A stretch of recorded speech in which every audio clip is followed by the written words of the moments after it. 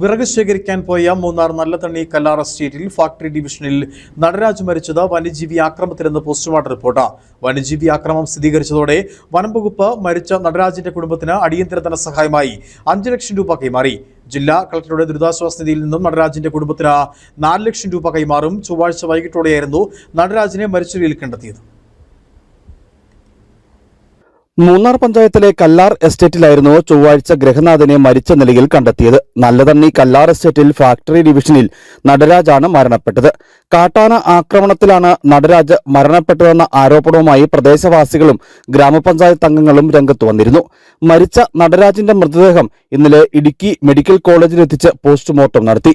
നടരാജിന്റെ മരണകാരണം വന്യജീവി ആക്രമണമാണെന്ന് സ്ഥിരീകരിച്ചു. ഇതേ തുടർന്നാണ് വനം വകുപ്പ് നടരാജിന്റെ കുടുംബത്തിന് 5 ലക്ഷം രൂപ അടിയന്തര ധനസഹായം കൈമാറിയത്.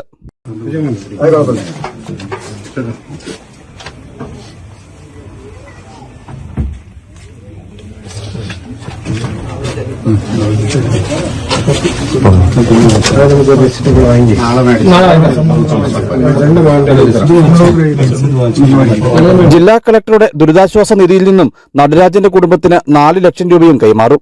വനംവകുപ്പ് ആകെ 10 ലക്ഷം രൂപ നടരാജന്റെ കുടുംബത്തിന് നൽകും. ഇന്നലെ നൽകിയ തുകയ്ക്ക് പുറമെയുള്ള 5 ലക്ഷം രൂപ വനംവകുപ്പ് മറ്റ് നിയമ നടപടികൾ പൂർത്തീകരിച്ച ശേഷമാകും കുടുംബത്തിന് നൽകുക. ചൊവ്വാഴ്ച ഉച്ചയ്ക്ക് 2-ന് നടരാജ് സമീപമുള്ള വനമേഖലയിൽ വിറക് ശേഖരിക്കാൻ പോയിരുന്നു. വൈകിട്ട് 6 കഴിഞ്ഞിട്ടും തിരികെ എത്താത്തതിനെ തുടർന്ന് ബന്ധുക്കളും എസ്റ്റേറ്റ് തൊഴിലാളികളും വനമേഖലയിൽ പരിശോധന നടത്തിയപ്പോഴാണ് നടരാജിന്റെ മൃതദേഹം കണ്ടെത്തിയത്.